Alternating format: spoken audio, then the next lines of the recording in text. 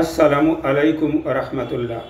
সহজ বাংলায় কোরআন শুনি পর্বে আজ সূরা মায়েদার 3টি আয়াত পড়ব। আল কোরআন বাংলা মর্মবাণী থেকে সূরা মায়েদার 4, 5 এবং 6 নম্বর আয়াত। বিসমিল্লাহির রহমানির রহিম। দয়াময় মেহেরবান আল্লাহর নামে। মানুষ জিজ্ঞেস করবে, তাদের জন্য কি কি হালাল করা হয়েছে? হে নবী, বলো, জীবনের জন্যে ভালো ও কল্যাণকর সব কিছুই তোমাদের জন্যে হালাল। আল্লাহর দেয়া জ্ঞানের ভিত্তিতে তোমাদের দ্বারা প্রশিক্ষণপ্রাপ্ত শিকারী পশু যা কিছু ধরে নিয়ে আনে তাও হালাল, তবে তা জবাই করার সময় আল্লাহর নাম নিতে হবে।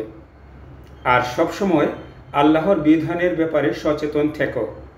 নিশ্চয়ই আল্লাহ খুব দ্রুত পুঙ্খানুপুঙ্খ হিসাব গ্রহণকারী। তোমাদের জন্য ভালো কল্যাণকর সব কিছু আজ হালাল করা হলো। পূর্ববর্তী কিতাবীদের খাবার তোমাদের জন্য হালাল, আর তোমাদের খাবারও তাদের জন্য বৈধ। বিশ্বাসী সচ্চরিত্রা নারী ও পূর্ববর্তী কিতাবের অনুসারী সচ্চরিত্রা নারীকে যথারীতি দেনমোহর প্রদান করে বিয়ে বৈধ করা হলো। তবে তাদের সাথে অবৈধ যৌনাচার বা গোপন প্রণয় সম্পূর্ণরূপে পরিত্যাজ্য।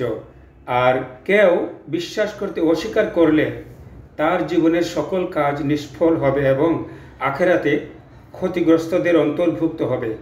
হে বিশ্বাসীগণ, নামাজে দাঁড়ানোর আগে তোমরা তোমাদের মুখমণ্ডল এবং কনুই পর্যন্ত হাত ধুবে, মাথায় ভেজা হাত বুলাবে এবং পা গোড়ালি পর্যন্ত ধুয়ে নেবে। অপবিত্র থাকলে গোসল করে পবিত্র হবে।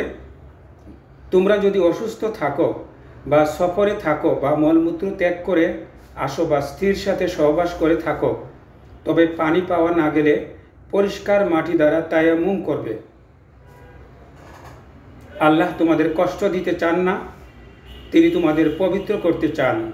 তিনি তোমাদেরকে তার নিয়ামত দিয়ে পরিপূর্ণ করে নিতে চান, যাতে তোমরা শুকরগুজার হতে পারো।